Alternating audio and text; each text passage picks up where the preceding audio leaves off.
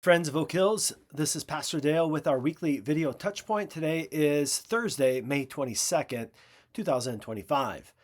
For our Points to Ponder article, I'm returning to our series on this book, Every Believer Confident, Apologetics for the Ordinary Christian.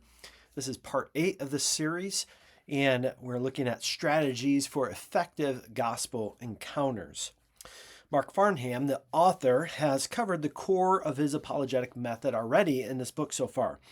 He laid the foundation for apologetics. He provided a biblical view of unbelievers. He gave some overview of addressing the false beliefs of unbelievers, and he outlined the core components of the gospel to be sharing. In the last few chapters of his book, he provides some practical tips for navigating apologetic conversations with unbelievers. He wants to help equip his readers with some further tools. In this chapter, Farnham wants to, quote, talk about specific tactics that Christians can use to expose unbelievers' presuppositions and worldviews, close quote. Without confronting these underlying false beliefs, one will not look for answers in the gospel.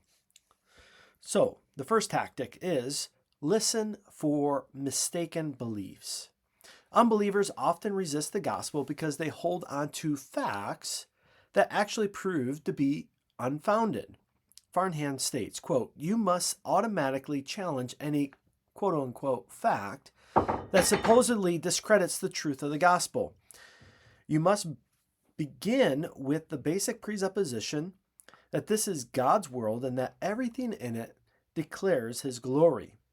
Close quote. We can do this by asking for sources of information or asking for an explanation for how this so-called fact discredits the Christian faith. Farnham says, quote, we dare not let mistaken or erroneous ideas go unchallenged during a discussion lest we undermine the conversation later on. Close quote. Second, listen for logical fallacies. Farnham explains, quote, to be rational, we must be logical. Logic keeps us from descending into irrationality. Logic requires us to provide reasons for the beliefs we hold.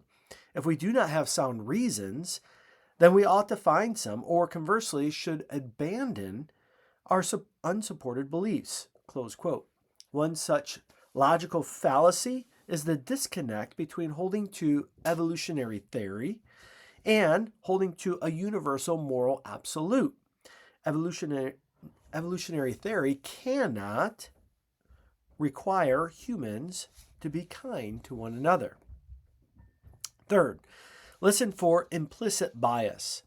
Quote, implicit bias is another way of describing subconscious assumptions or unexamined presuppositions.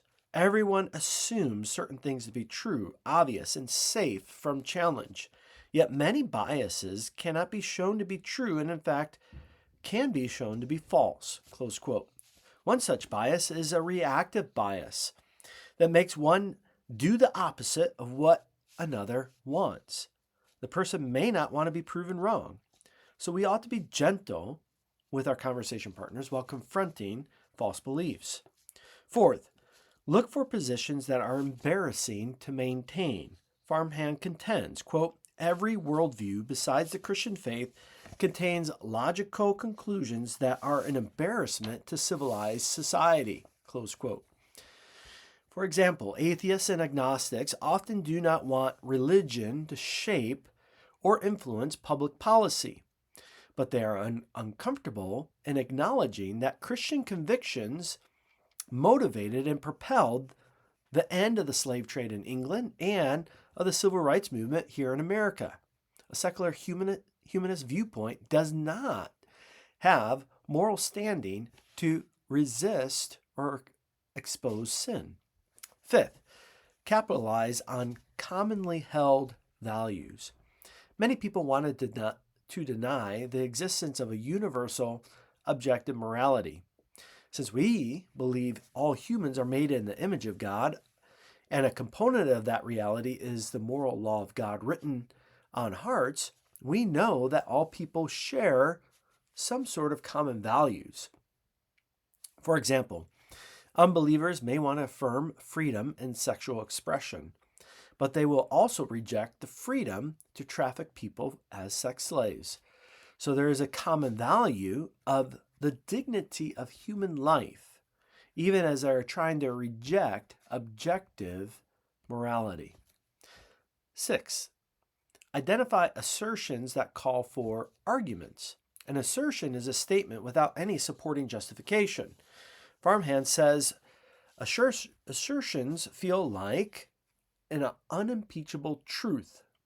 We should challenge such assertions, looking for logical inferences from two or more truths about it. Some assertions unbelievers make include science has disproved the Bible, all religions are the same, and Christianity is bad for the world. We should not argue with assertions, but push our conversation partner to justify with logical arguments such assertions. And number 7, exercise wisdom when pursuing conversations. These tactics may seem confrontational, and they are to a certain extent, because we are seeking to weaken an unbeliever's confidence in their false beliefs, their underlying presuppositions. Wisdom is needed to sensitively converse with an unbeliever. We do not want to come across as pushy or aggressive. Our love for our conversation partner must be genuine and apparent in our conversations.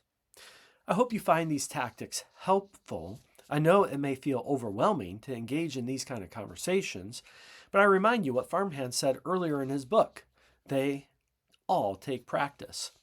We should all look for unbelieving conversation partners and try out some of these tactics. Little by little, we can become more comfortable and familiar with how to navigate apologetic conversations. Pray that God would be pleased to use us, to work through us in drawing people unto Christ as we defend and commend the goodness of the gospel. A few highlights to draw your attention to this week.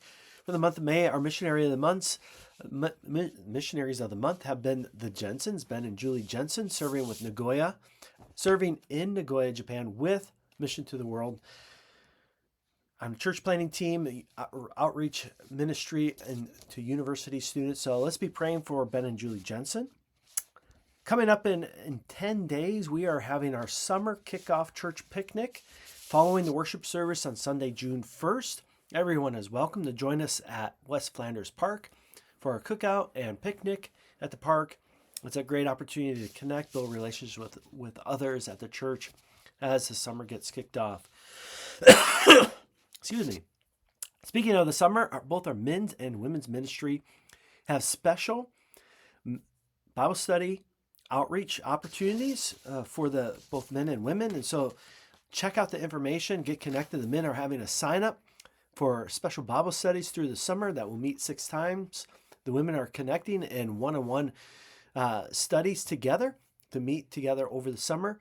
Look for that information, be connected, and be a part of those.